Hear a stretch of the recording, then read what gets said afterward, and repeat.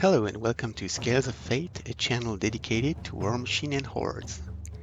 Today we're playing Warmachine UNBOUND, a unique format for large-scale battle using multiple Warcasters, Warlock, or Infernal Masters.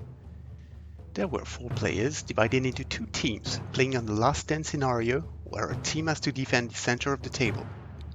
The attacker wins if he manages to have a Warcaster less than 5 inches away from the center, without any enemy Warcaster within these 5 inches. In this scenario, the teams are divided into attackers and defenders. On the attacking side, we have Infernals and Khador. On the defending side, we have the Crucible Guard and the Circle Ouroboros. Here's a quick rundown of the list we used without going into the details, since the goal here was to have fun. We were fools enough to play 2 Warcasters each with a 75 points list for maximum destruction. The defenders first. Our Crucible Guard player was fielding Mackay with 2 Rails Interceptors and a Vulcan under the command of Prosper. His other list was Silvestro with Rocketmen, Steelhead Halberdiers, a few Warjacks, and a lot of support. His ally on the circle was Baldur II with a Woldrath, a Megalith, 2 Wall Wardens, a Well of Ouroboros, and a shitload of support. And the other list was Chromac 2 in the Wild Hunt theme, with a lot of Living Beast, with Gatherix, a Stalker, a Feral, a Scarsfell Griffin, and some solos on top of that. And now, let's talk about the attackers. The Khador player fielded Vlad 2 with 2 units of Manowar Shock Troopers and 1 unit of Bombardiers. All these Shock Troopers were supported by a Conquest. His other list was Harkevich with 2 Kodiaks, 2 Destroyers, and a Marauder, as well as a Conquest. Our last player brought Infernals to the table with Omodamos, which had 5 Tormentors, and a Soulstalker. His other list was Zaturat with a bit of infantry, with Howlers, Grievous Swarms, as well as a Tormentor, a Desolator, Regna, and so on. In this scenario, the defender deploys first in a 12-inch circle in the center of the battlefield, whereas the attacker deploys in each corner. We barely had enough space to fit all our models. The rules for activations are a bit different than a normal game. The teams take turn activating one list, which can lead to really bonkers situations, and even double activations between the turns. Spirits were high, some adult beverage were consumed, and we went on with turn 1. The defenders chose to activate Mackay. The battle engines go up the field. The Vulcan shoots the nearest Tormentor for a handful of HP, and that concludes Mackay's turn. The attackers chose to go with Omodamos first. His Tormentors rush forward, he casts Synergy, his Cultist, the Eremit, Valiant Hawk, and Runewood stay far back. It's time for the defenders to play Baldur II. His Woldrath advances and shoots the Strike Tanker, hurting him and the Manowar unit attachment behind. The rest shuffles and tries to make room for the rest of the list. The Wall Wardens cast Root of the Earth on the Woldrath and Megalith. Time for Khador to response. The attackers activate Vlad. Both Shock Troopers advances as a shield wall. Vlad casts Arcane Might on himself and an Fate on his Bombardiers. These guys advance. Their unit attachment can go past the electric field that was put there by the Woldrath and die from the Powden. The Bombardiers shoot the Woldrath for 6 HP. The Conquest runs as far as he can. And it's time for Chromac to play. His Wolves of Ouroboros charge Omodamos' Tormentor, and they manage to kill their target, and they engage the other Ors. The War Beasts run to face Zaturat and Omodamos in the next turn. Chromac casts Vengeful on Gatherix and Awakened Spirit on the Feral Warpwolf. On the other side of the battlefield, Harkevich sends his Jack to trample and reposition forward. The Conquest runs, and Harkevich casts Broadside, but all the shots from the Conquest or the Destroyers fail. It is now Silvestro time to go. The old Alchemist casts Admonition on the Tauros and Transmutation on the Rocketmen. Everything goes forward and splits up to avoid the gruesome death caused by Khador AoEs. Our turn concludes with Zaturat. Necia shoots a wolf of Ouroboros and hides back behind the forest. The Grievous Swarms run to kill Stuff next turn. Zatrod casts Sighting Touch on her Tormentor and Rise of Torment on herself. Her Howlers run up. Regna casts Deceleration. And that's the end of turn 1. In Unbound, a die is rolled by each team to see who seizes the initiative. We roll the die per player for extra laughs, and the attackers won the roll. It is time for Amodamos to activate first. He's quite close to the Crucible's guard Vulcan. The Infernal Master sacrifices a cultist, upkeeps Synergy, and charges the Wolves of Ouroboros. A few flashing blades later, no enemies are left in Amodamos' melee range. A Tormentor charges the Taureau near Mackay and uses all his essence to kill it. The 3 other Tormentors charge the Vulcan and dispatch it easily. That's a sad day for the Crucible. The Hermit goes forward and gives an essence point to pay the tithe. The Soul Stalker runs and engages the Wolves of Ouroboros to block the charge lane to Amodamos.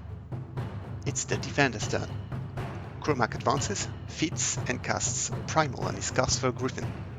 His Flying Beast murders Zatrot's Soul Stalker. Gadarex advances and kills Amodamos' own Soul Stalker, and the Feral Warpwolf runs up.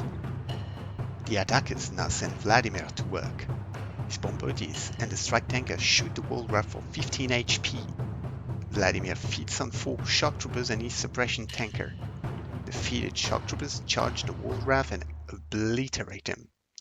The Suppression Tanker shoots the Warpwolf Stalker hidden in the forest for 5 damages. The other Shock Troopers split up to leave a path for the conquest, but the latter is too short to charge the Rayless Interceptor. He just advances and shoots it for 8 HP. It's Baldur's turn. His stones teleport him closer to the infernal front. Chuck Dogwood gives Puppet Master to Megalith. Construct Warbeast kills a Grievous Swarm with a crevasse, but misses Necia with the resulting spray. A Stone Shaper summons the power of the earth to give +2 strength to a Wall Warden.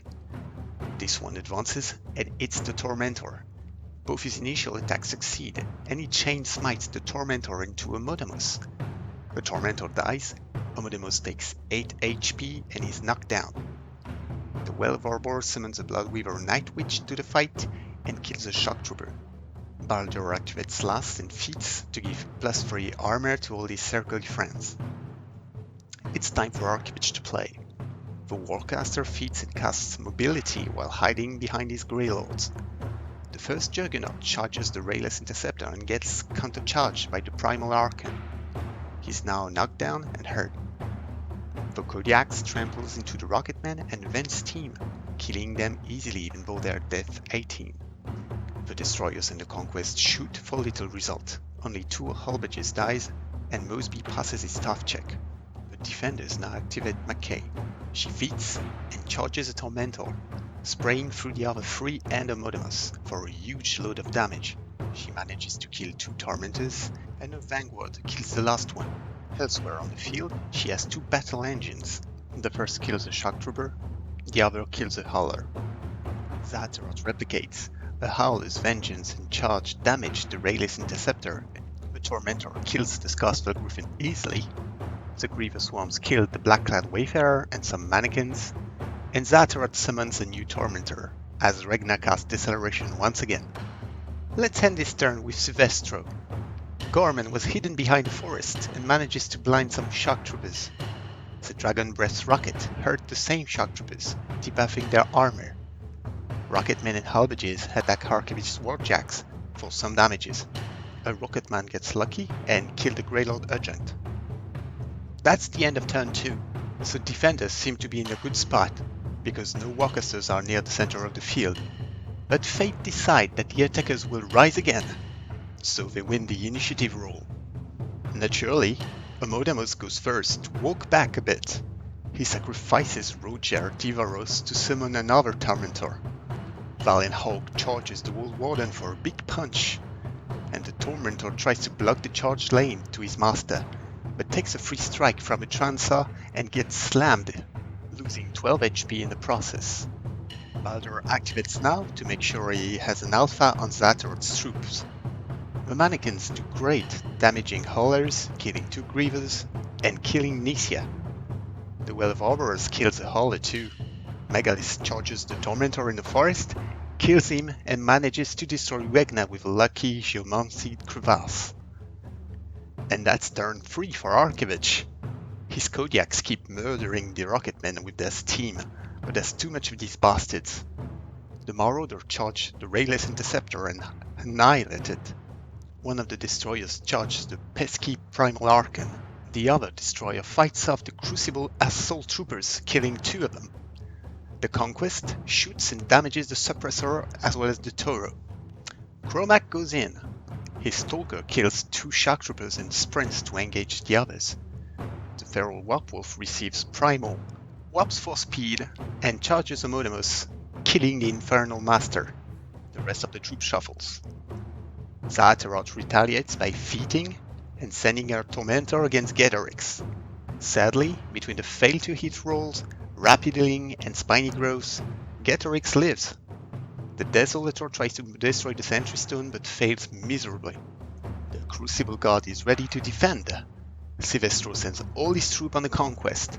With the help of the Warcaster's Feet, the Rocketmen, the Halberdiers, the Suppressor, and the Toro, the Cataran Colossal collapses. So Liberator and the rest of the troop manage to kill both Kodiaks with some hot rolls. Ending the turn of the attackers, Vlad's remaining shock troopers turn the Warpwolf Stalker into a red paste. His conquest advances, hurts the Liberator, but fails to destroy it. Mackay is now concluding this 3rd turn, killing off what remains of Homonymous' detachment. Her Rayless Interceptor kills 2 Howlers, leaving only 1. At the end of turn 3, the defender managed to hurt the Infernal Masters and thus control side of the battlefield. However, the Cataran forces, especially on Vlad's side, are still there and ready to pounce on Silvestro's detachment. At this time we had played for a whole day and decided to stop there, concluding in a draw. I hope you enjoyed this battle report. Let me know what you think in the comments.